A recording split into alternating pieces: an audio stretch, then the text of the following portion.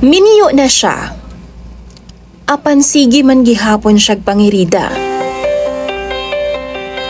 Maayong adlaw kanimo DJ Sam.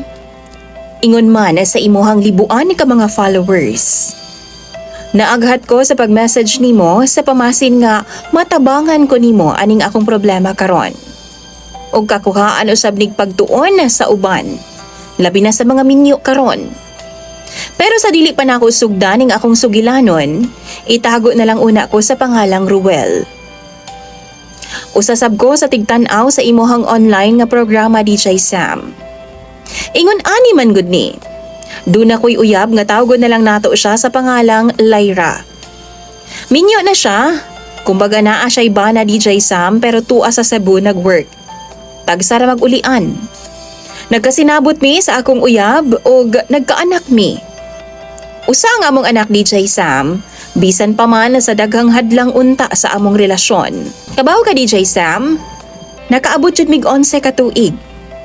Apan pag-abot namo aning mga tuiga, kalit lang kong naglibog. Tungod kay mura naman pod og duna ko'y laing napansin sa iyaha. Nasakpan ako siya DJ Sam nga duna siya'y lain na pod nga lalaki. Bisan pa man og buhi pa ang iyang bana, o gani na apapod ko. Karon DJ Sam no, gulang-gulang na pod baya siya. Pero naglibog ko niya nganong ingon ana siya.